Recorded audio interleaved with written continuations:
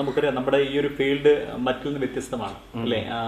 7ാം ക്ലാസ്സിൽ തുടങ്ങി പിന്നീട് വേദികളെത്തി വിദേശത്തും ഇവിടെയൊക്കെ നമ്മുടെ കേരളത്തിൽ ഉൾപ്പെടെ ഇന്ത്യയിൽ ഉൾപ്പെടെ ഇങ്ങനെ വരുമ്പോൾ ഈ ഏതെങ്കിലും പ്രയാസങ്ങൾ കലാരംഗത്തോ എവിടെയെങ്കിലും ജീവിതത്തിൽ ഏതെങ്കിലും പ്രയാസങ്ങൾ ഇപ്പോഴും മനസ്സിലായിട്ടുണ്ടായിരുന്നു? അത് അങ്ങനെ ആയിരുന്നു, അത് അവരിപ്പോഴും മനസ്സിൽ സ്പർശിക്കുന്ന?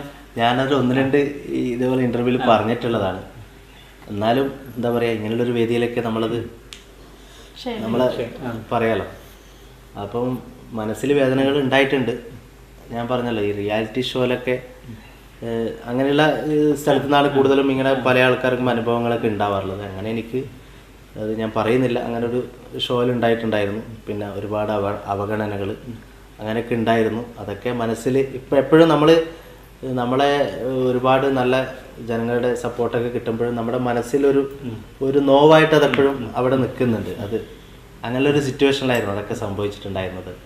അപ്പോൾ അതൊക്കെ അങ്ങനെ ഒരു വിഷമങ്ങളൊക്കെ ഉണ്ടായിട്ടുണ്ടെങ്കിലും ഇപ്പോൾ എനിക്ക് എന്താ പറയുക, എൻ്റെ മകനിലൂടെ അതുപോലെ മകളിലൂടെ നമ്മളൊരു ഫാമിലി ഇതിലൂടെ ജനങ്ങൾ ഞങ്ങൾക്ക് തരുന്ന ഒരു സപ്പോർട്ട്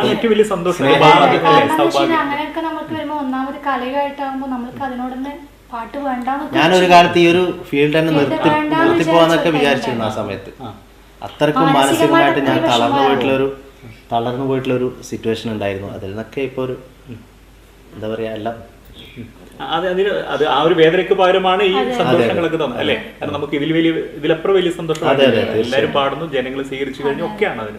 ഇവിടെ സിഫ്രാൻ, ഈ നമ്മുടെ പാട്ടിൽ ഓക്കെ, അഭിനയത്തിലൊക്കെ, ഈ ഒഴിവ് സമയങ്ങളൊക്കെ മറ്റു പരിപാടികൾ എന്തൊക്കെയാണ്? ഞാന് നൂറിൻ്റെ കൂടെ കളിക്കും, പിന്നെ ഡ്രോയിങ് ചെയ്യും. അതെ, പിന്നെ ഇതന്നെ ഡ്രോയിങ് അവന് ഭയങ്കര ഇഷ്ടമാണ്. നല്ല ചിത്രം വരക്കും നന്നായിട്ട്. നല്ലൊരു